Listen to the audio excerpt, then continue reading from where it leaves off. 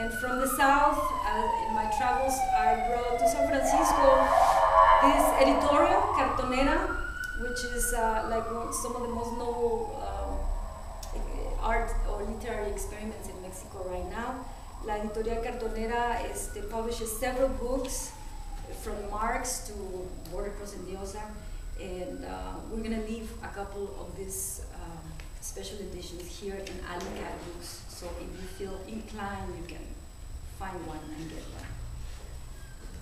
Entonces, this piece is called La Última Palabra, the last word, and it is a piece that really expresses this, what I'm telling you about the concepts of language and time, and how I feel that we are incarcerated by those concepts.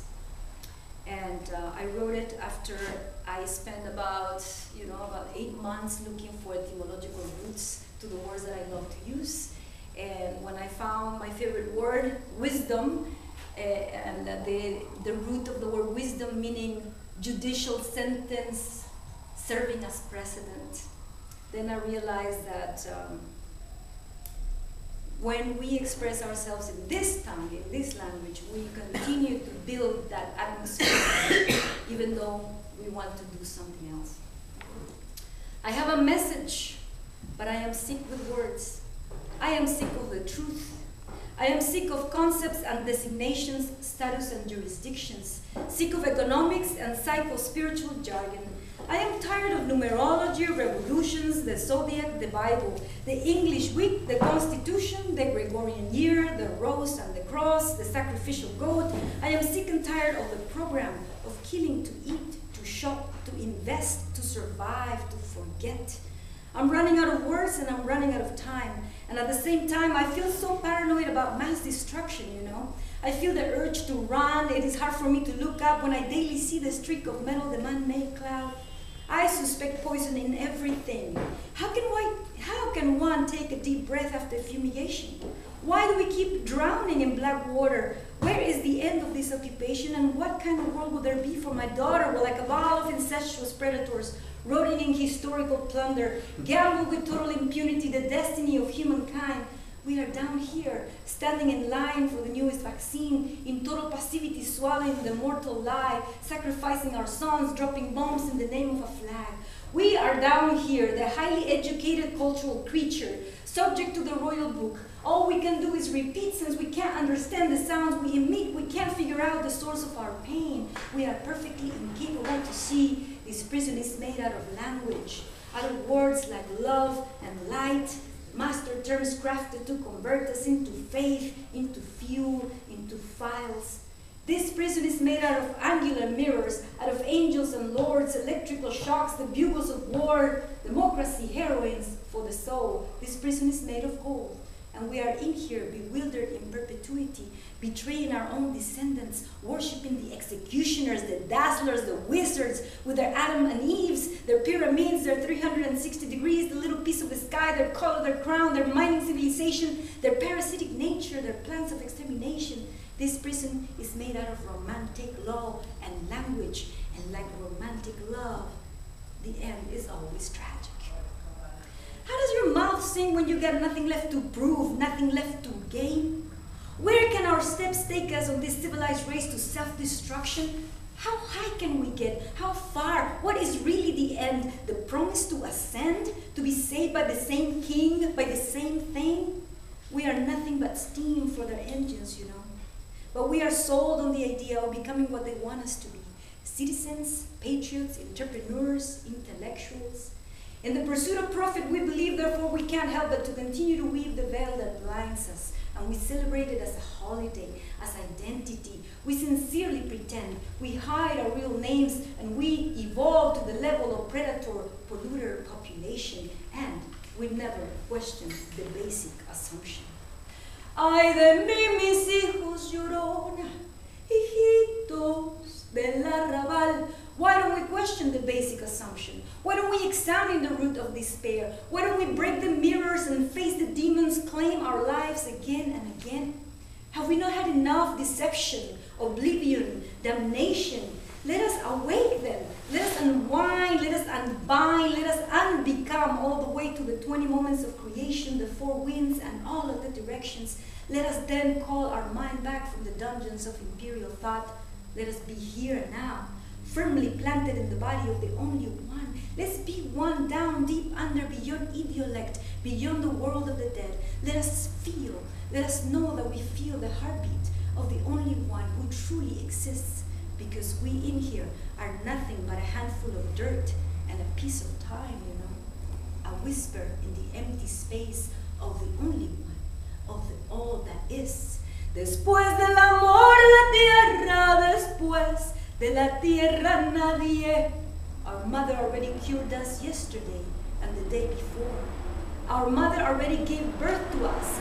Our mother, our source, our sustenance, that from which we are made, is the one we've been looking for in spells and numbers, in reflection, in theory.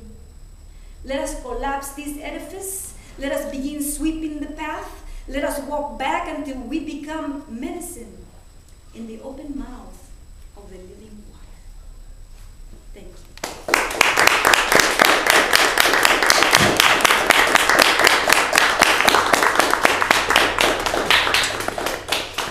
Gracias, Mamacoatl.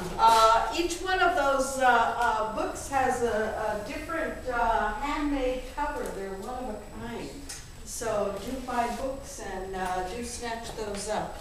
The list, open mic list, who has it? It was back there. I saw. Somebody. Somebody take the open mic list? Ah, here we go. Cesar Love? No stranger to the mission. Cesar? Thank you. Gracias que estás aquí, Miguel. Miguel, tengo un poema inspirado por uno tuyo. Así. Se llama 26th and South Van Ness. 26th and South Van Ness. Bricks that endured the earthquake fire became the house on 26th and South Van Ness. Bricks who witnessed the phoenix burn now lodge molten cool, now witness the corner of 26th and South Van Ness. 4 blocks away at 24th and Mission, commuters hurry to work, hurry to home. An election looms. Candidates tout their names. In swift wind, their followers attempt to hand flyers.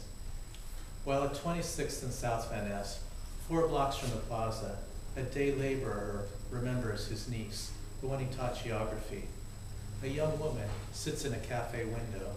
She sketches last night's dream on her napkin. While at 26th and South Van Ness, 4 blocks from the Agora.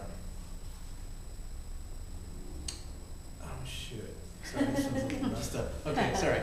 While at 26th and South Van Ness, a tired social worker orders coffee and toast. He remembers his father used to make bread. He decides to find a recipe. 26th and South Van Ness, 4 blocks from the Zocalo, a corner steadfast as the bricks who endured the earthquake fire. A corner giving food to your phoenix as she chooses her wings. Thank you. I like to hear things that inspire you, make you write other poems. Heard your poem, had to answer it. Then this one's called El Mercado. They come in orange, yellow, green, red. Some too ripe, some too early. Others shaped oddly. All brilliant as the sun. Even the plums and avocados. The pageant of fruit on Mission Street. And this one's called Las Calles. I'm here again, walking alone on the dark streets of a foreign city. This bright night returns, her lamps the color of chili peppers, amber, red, and green. Each street pulses like a musical string, each corner a fret on life's guitar. I've never walked these streets before. I've walked these streets forever.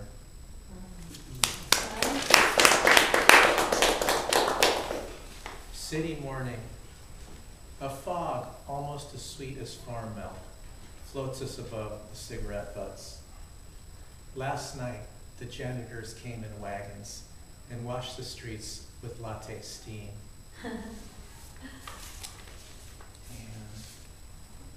So it's called The Ice Cream Man. On hot days, you hear his jingle.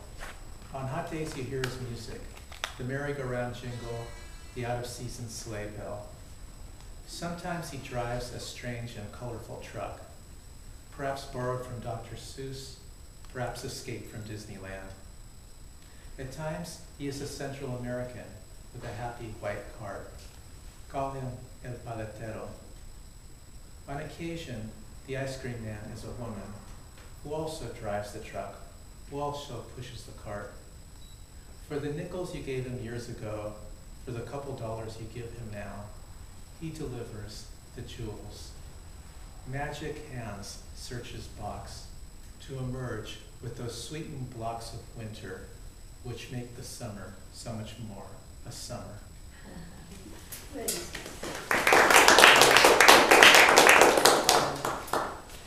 This one's called Twilight Post. Who still uses the regular mail? Send mail? Not email?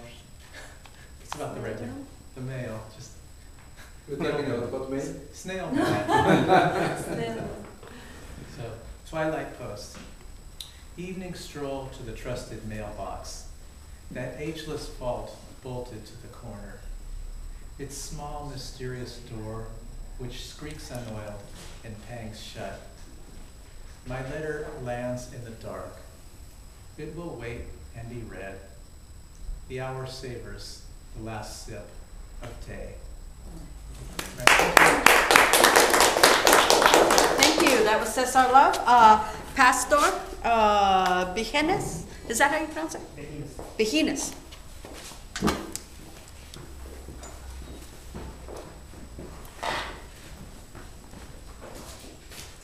Hi, so I'm new here. So I checked out the reading last month when Javier was here, and like I enjoyed it. And, like I like the people here, so I decided to come back. This piece is called Elegant Steps. Haven't written a poem in months. In poetic terms, ages, for endless moments flew in and out of sight, prepare to be captured by a poetic eye, or any eye that hasn't become blind to life. One pigeon flies into sight, pauses for a moment in midair, spreads his dirty gray wings as if asking to be captured by an eye blinded with laziness. The pigeon poses on the edge of the rooftop, takes a few pudgy pigeon steps across the fading brown building, pauses to take a few ballet spins, then reposes as it stares into the whispering breeze of a silent early afternoon. When I fail to capture the pigeon, it flies out of an unappreciative sight. Below the rooftop walks a cleaning lady with her heavy footsteps, weighed down by her morning job, weighed down by the sight of a shiny Hummer she can't imagine tasting the privilege of washing, weighed down by the late night crying of her sick infant child, weighed down by her nap interrupted by her drunk boyfriend who drinks to try to quiet down the ache in his shoulders, the ache of his constant headaches, the ache of having his hours cut back, only to awaken his sick child he's ready to walk out on. Weighed down by a room she has to clean the drunken orgy out of. Weighed down by the fear of sight of a new, younger, and faster coworker with legs that lead you to a firm desire. Weighed down by the crying request for new Air Jordans that she will have to deny, while holding back the disappointment behind a frowning eye and a twitching numb cheek. Weighed down by the empty presence of her children she hasn't touched in 8 years. Weighed down by the weight of her cleaning cart that gets heavier on weekends. It's been an hour and no signs of the bitter pigeon returning to be captured. While I make another cup of coffee, I'll wait for another poem to fly into a welcoming sight. And if something elegant walks into sight, maybe I'll have my pen ready to write again.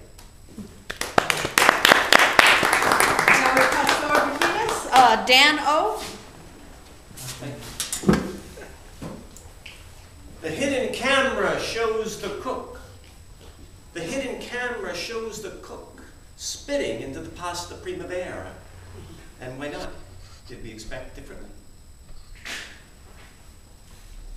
It's nice to be back in the Mission. I lived here for many years. I really enjoyed the Mission poems that you wrote, that you read. 24th Street, great poem. I'll just read one more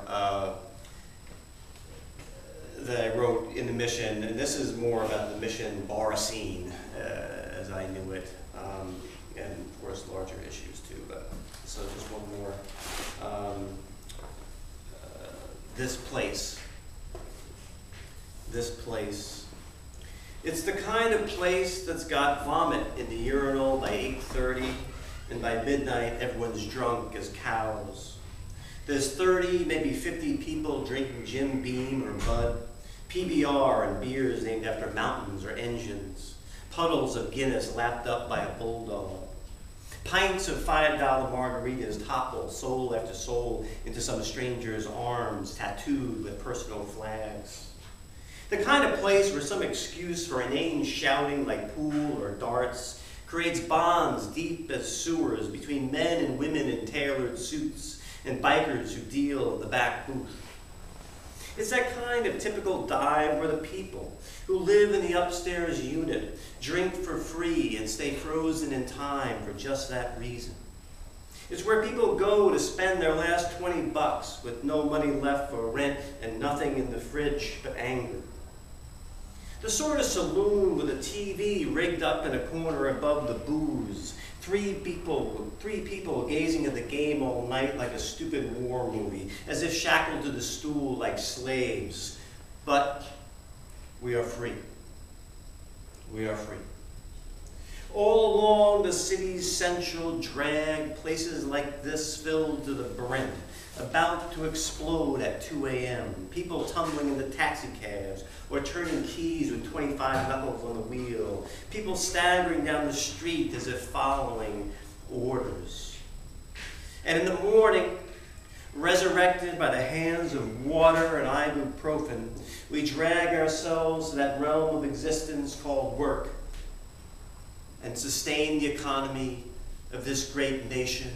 Oh, this great nation, oh, this great nation of ours. That was Dan O. Do you have a last name? Or you just O'Connell. O'Connell. Daniel Gill, I can't read the last one. Debury? Devosis. What?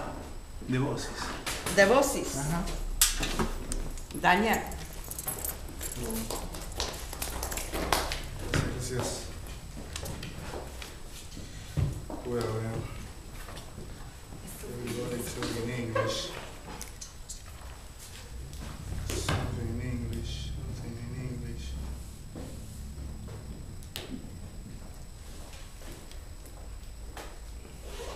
No, it's too long. Yeah, we're only here till 8. Translate. Oh. Read for me, please. Translate or read the Yeah. translation? Because I don't Oh, know, okay. missed.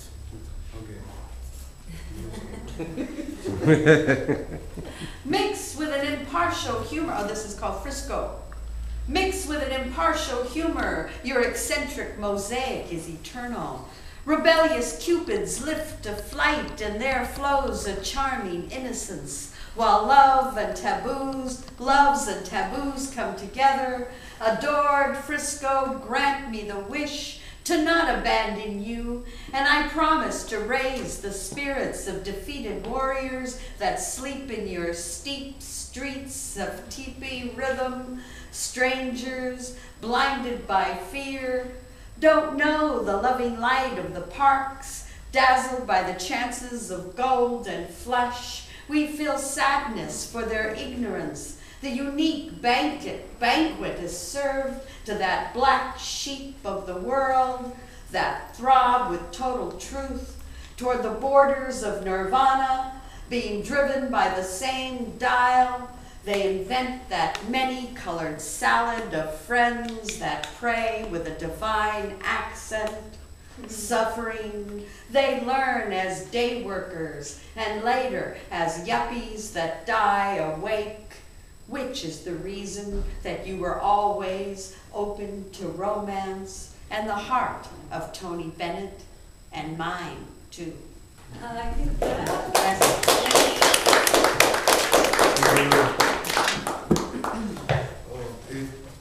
Lately, I started to write humor poetry, and it's not in English. That is it. Now, yeah. They're closing at 8. Okay. Whatever, I'm gonna write it in Spanish. Read in Spanish. Se llama Oda a la taberna de Moe. ¿No? Mediodía, verano, invierno con lluvia o con truenos, incluso con sed o sin sed, vivo o muerto, abierto o cerrado. Ahí está mi amada taberna, siempre dispuesta a remojar las gargantas más atormentadas. De ahí fue y de ahí seré cada fin de semana, en cumpleaños o de puro repugnante. Taberna de Moe donde todos los homeros del mundo salen más doblados que junco junto al viento. Oh taberna, quita la mano sensual que me llama cada vez que paso por tu puerta.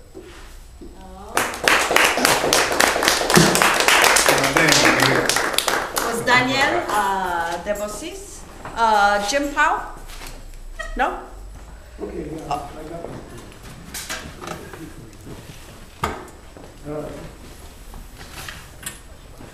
And don't forget to buy books before you leave. Our next reading is scheduled for July 4th, which is probably not going to work. So I'll let you know when that will be rescheduled. So, the first two, It'll probably be the following Wednesday. first two European languages to get to this part of the world are Spanish and Latin. So I'm going to read you a translation of a poem by the Latin poet Catullus, who I don't think the mission fathers read Catullus, but give you a little bit of the Latin. Illa mi parece Deo videtur, illos si faces superada divos, qui sedanes adversus identitem te spectat et audit, dulce ridentem misero coronis eripit sensus mihi non simulte, lesbia spexi nihiles superi lesbia vocus. Catullus was the younger son of a magnate in Verona, and the governor from Rome came up to Verona for his year there. His name was Metellus, and his wife's name was Claudia Metella. Catullus was 19 or 20, and she was in her early 30s, and they got involved for a while. He, to me, is pure to a god, or seems it. Catullus called her lesbia. So, Catullus to lesbia. He, to me, is pure to a god, or seems it.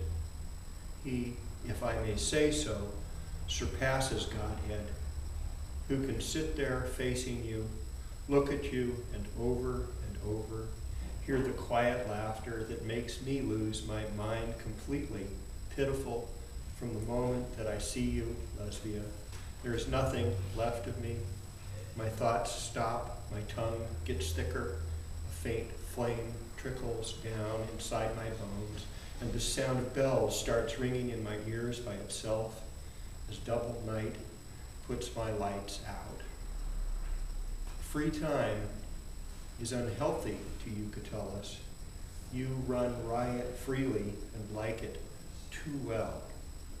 In the past, this freedom left kings and wealthy cities in ruin. Thank you. So thank you all for coming to Alley Cat Poets in the Mission, and we'll see you next month.